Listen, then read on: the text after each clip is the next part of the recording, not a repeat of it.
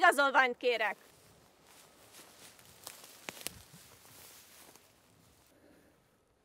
A férjem neve dr. Brusnyai Árpád. Klasszika filológus, középiskolai tanár. Múlt hónapban végezték ki. Itt temették el, tudni akarom hová. A Magyar Népköztársaság nevében felszólítom, hogy hagyja el a helyszínt. A férjem neve dr. Brusnyai Árpád. Klasszika filológus, középiskolai tanár. A múlt hónapban végezték ki, és itt temették el. Hová? A férjem neve dr. Brusnyai Árpád. Klasszika filológus, középiskolai tanár. A múlt hónapban végezték ki, és itt temették el. Tudni akarom, hol van? A Magyar Népköztársaság nevében felszólítom, hogy haladjon tovább!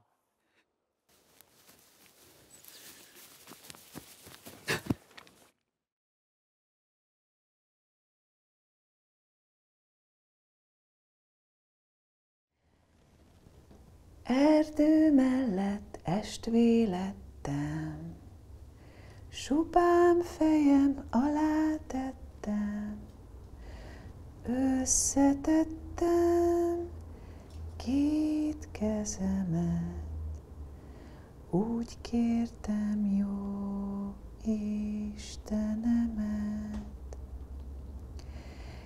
Én Istenem, adjál szállást, már meguntam a járkálást,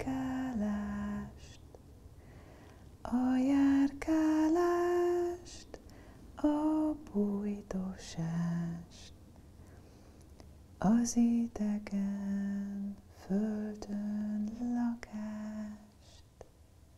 Apa, hol van apa? Ne aggódj, kincsem. Hamarosan hazaér, édesapa.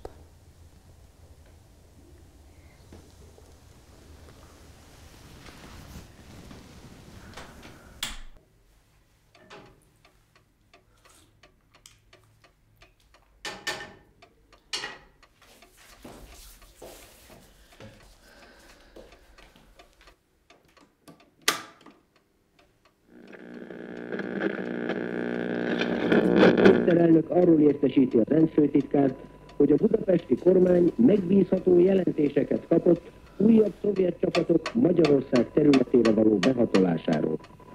A miniszterelnök külügyminiszteri minőségében közölte Andropov budapesti szovjet nagykövettel Magyarország tiltakozását az újabb szovjet csapatok beözönlése ellen, és követelte a szovjet erők haladéktalan kivonását az országból. Nagy Imre tájékoztatta továbbá a szovjet nagykövetet, hogy a magyar kormány azonnali hatállyal kilépett a Varsói Paktumból és kinyilvánította az ország semlegességét. Nagy Imre az ENSZ főtitkárához intézett levelében az ország semlegességének megőrzéséhez a 4 nagyhatalom segítségét kéri.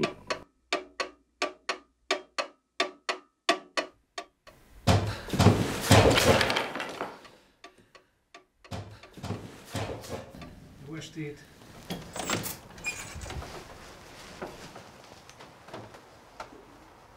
Hát maga? Jó estét, Pap János vagyok. Árpád?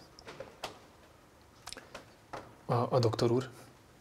Még nincs. Megismer?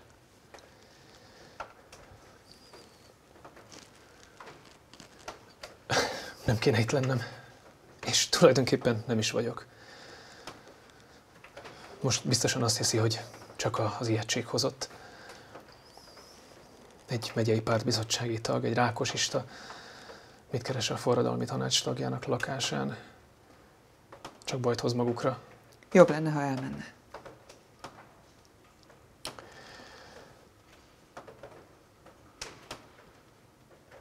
Tudta, hogy mi, maga meg én, akár kollégák is lehetnénk?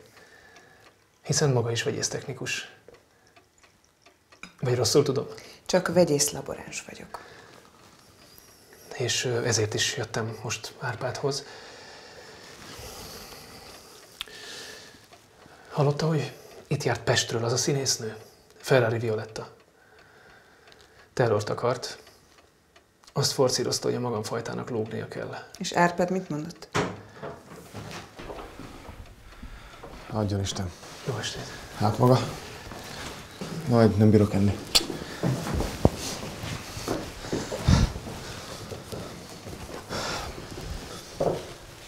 Mit tehetek magáért? Papelvtárs azt mondja, itt járt Ferrari Violetta, és fel akarta őt akasztatni.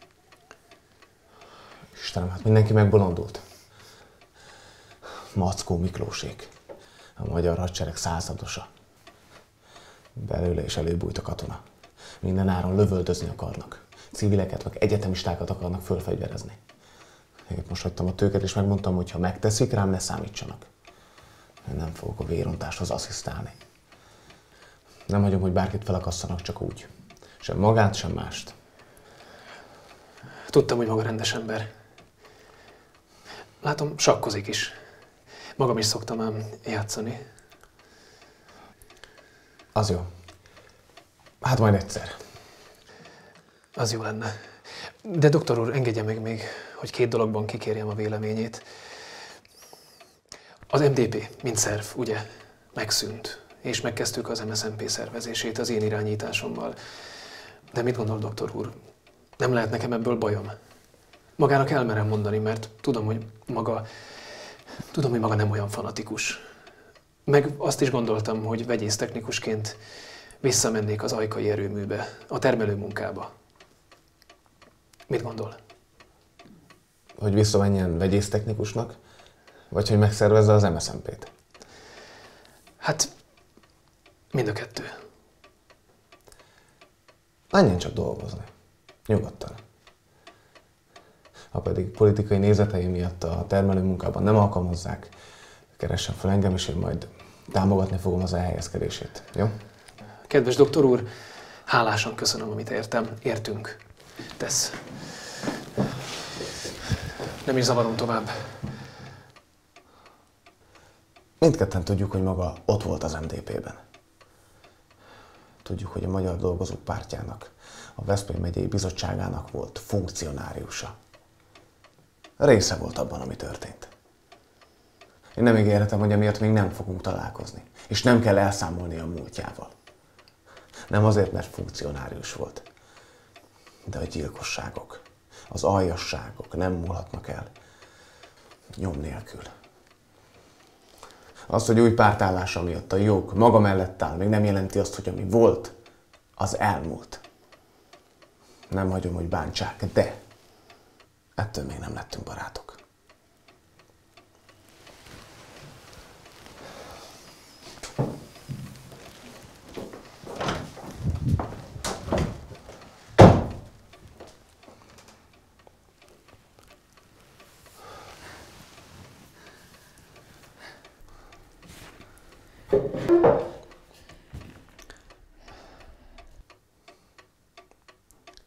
Büszke vagy rám?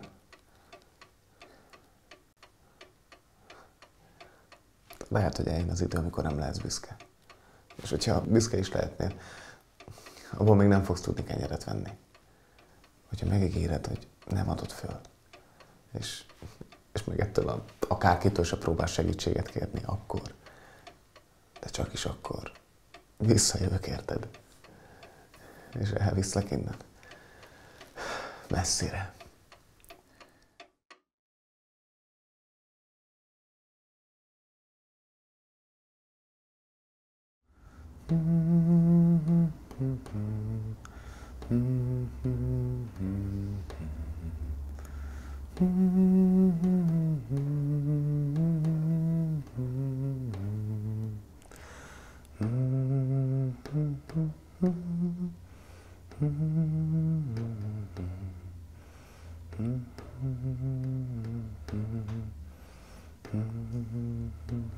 Így nem fog elaludni.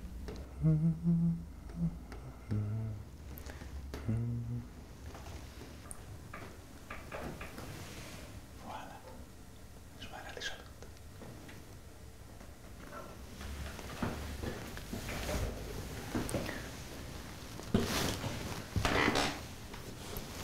Nagyon hiányoztál neki.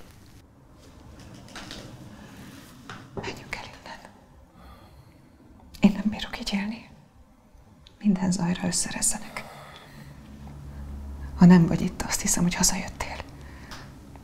Ha itt vagy, akkor meg azt hiszem, hogy megint érted jöttek. Csak a kutyák. Nem lesz semmi baj. Nem csináltam semmit. Nyissák ki!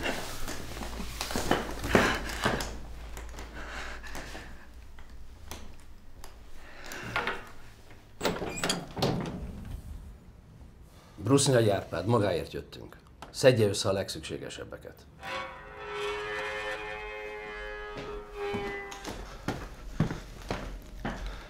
Csak a szokásos, ne izgulj. Megint szórakoznak. Nem tudnak vele mit kezdeni. Ezt csinálják, ezt tudod. Bevisznek, kiengednek. Bevisznek, kiengednek.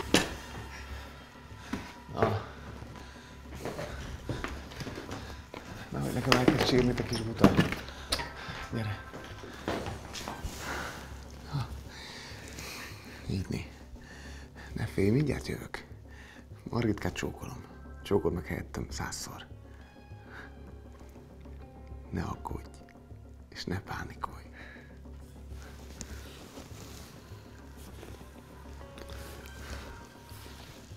Tudod?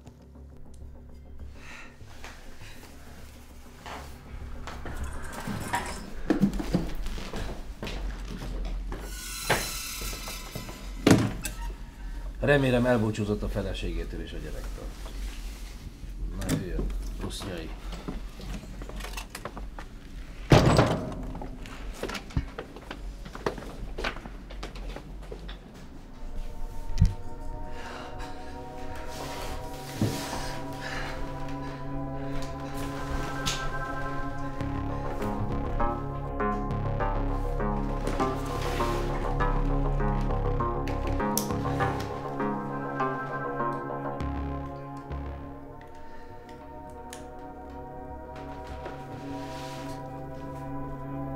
Azért írok ebbe a füzetbe, Árpád, hogy annak, amit mindannyiunk hibáján kívül elveszítettél, annak legalább egy parányi részecskéjét visszakapd egyszer, amikor ezt olvasni fogod.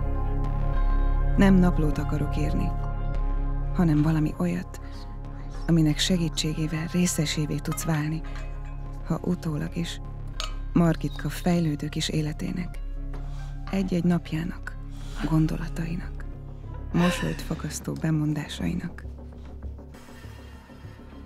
Az utolsó beszélő előttig még szívósan vártalak. Hittem abban, hogy megjössz egyszer, váratlanul. Azóta már tudom, hogy nem jöhetsz. S talán egy világnak kell összedőlnie, hogy újból úgy találkozzunk, hogy soha többé ne kelljen elválni. Minden közös, szép, nagy ünnepünk, a Margitka születés és névnapja, a te születésnapod, a házasságunk 4. évfordulója úgy telt el, hogy nem voltál közöttünk. Sírva néztem, hogyan köszönti fel Margitka édesapja fényképét. Mesélj, édesanyja, hasadjon édesapa.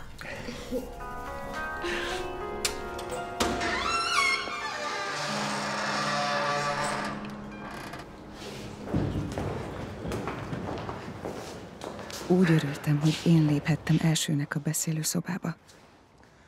Rettenetes volt látni, hogy sírsz. Persze csak, ha Margitkáról volt szó.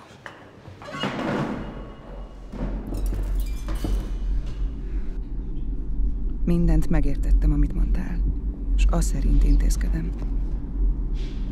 Elfelejtettem megkérdezni, hogy a szandát beküldjem-e. Csak kint jutott eszembe, és akkor már késő volt. Veszprémben voltam. Aki ismerőssel találkoztam, mindenki szerető ölelését küldi. Aranyosan beszéltek rólad. Remélik, hogy minél előbb hazajössz. A Bakony étteremből kiszűrődött a zene. Pillanatra behuntam a szemem, és azt képzeltem, hogy Margitkát már lefektettem, és most megyek eléd. Ha jó leszek, esetleg bemegyünk egy feketére. Nem csodálkoztam volna, ha hirtelen megjelensz a kanyarban, kezedben lóbálva az aktatáskát. Kollégina. Férje hogy van?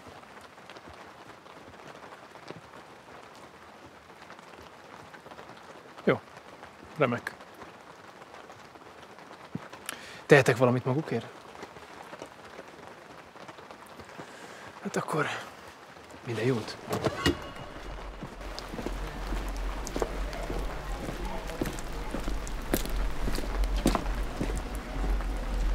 A mai nappal pont 177 napot töltöttél börtönben. Édes Jóisten, mennyit kell még? Margitka odament Marcellohoz, és azt mondta neki, te is csak itt állsz, mert nincs itthon az édesapánk. Majd, ha hazajön, te is örülsz, majd muzsikál neked, ugye, édesanya?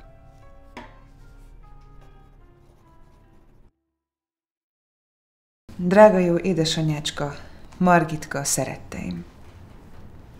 Teljes testi-lelki egészségben, töretlen kedéllyel és optimizmussal írom ezeket a sorokat. Legelőször is a közelgő karácsony alkalmával kérem rátok a karácsonyi kis Jézus bőséges áldását. A szentestén lélekben veletek vagyok, és értek imádkozom. Magamról csak annyit, hogy jó erőben vagyok. A kultúrcsoportban kapott karmesteri beosztásom szellemileg leköt, s megvan mindenem. Drága kicsi Margitkám, édesapád üzeni neked, hogy nagyon szereti az ő kislányát, és sokat gondol rád. Imádkozik a kis Jézuskához, hogy vigyázzon rád.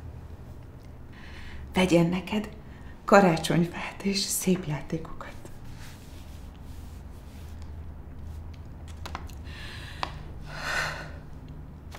Addig is, amíg édesapa nem jöhet haza, légy nagyon jó kislány.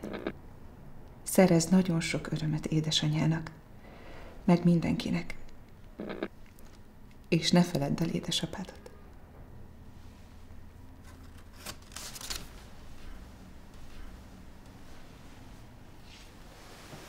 Kicsi párom, ugye nem leszünk többé egyedül szentestén? Megsegít bennünket a Jóisten egyszer. És mint ahogy Bakács írta, mélységesen hiszem, hogy lesz még az életükben boldog új esztendő. Várom, s jó, hogy hinni tudom ezt, hiszen ez a második nagy éltető erő, az első Isten, aki tudja, hogy mit akar, és talán most is azt mérlegeli, lelkünk javára vált-e a kereszt.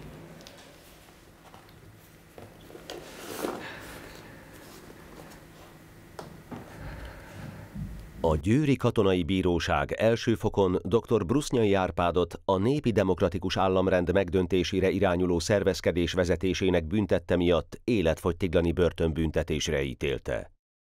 Egy évvel azt követően, hogy Pap János segítséget kért Brusnyai Árpádtól, levelet intézett a legfelsőbb bíróság elnökéhez, és az egykori segítőjére kiszabott büntetés súlyosbítását kérte. Pap János levelének hatására Brusnyait halálra ítélték és kivégezték.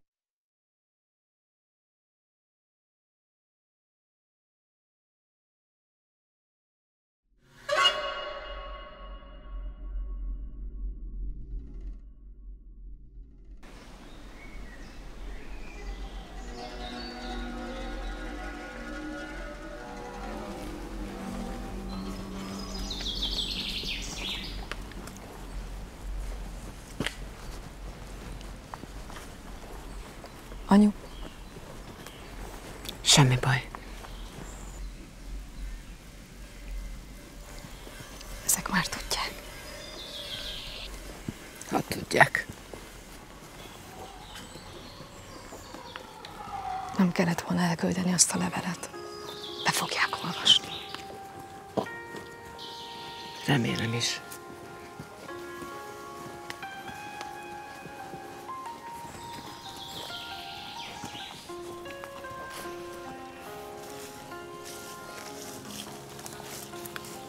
Itt a Szabad Európa Rádió, a Szabad Magyarország hangja.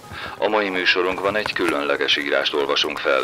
A Vasfüggönyön túlról, a megszállt Magyarországról juttatott el hozzánk egy megemlékezést a kivégzett Brusnyai Árpád özvegye, Honti Ilona. A forradalom 30. évfordulójára készült írásához a nevét is bátran vállalta. Az ő írását hallhatják most. És itt ez a 301-es parcella tudja csak. Milyen papírba csomagolták a testet, s mikor, melyik helyen rejtették a földbe. Óriási titok ez. Óriási titok, mert nagy hatalom van ezekben a porladó csontokban. Félni kell tőle annak, akinek félnivalója van. Nem szabadna az embernek olyat tennie, amit később nem tud maradéktalanul helyrehozni. Életet megszüntetni nem szabadna csak azért, mert valakinek más a véleménye valamiről. Nem szabadna örökké torolni. Torolni, példát statuálni, legkevésbé ilyen esetekben. Valakinek egyszer el kell kezdenie megbocsátani. Ha van mit megbocsátani.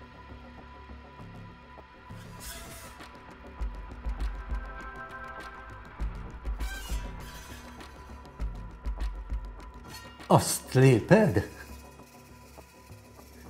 Igen? Hülyének nézel. Értem én. Értem, persze. Ne gondold, hogy... Sok. Milyen sok? Ugat! Nekem ugat!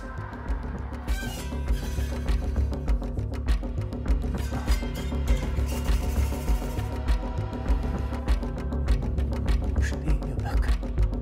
Halló, halló! Most én lépek.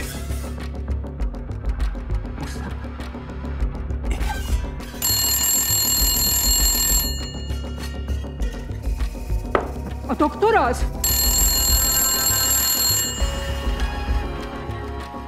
Vedd már fel! Nem érek rá! Nem érek rá!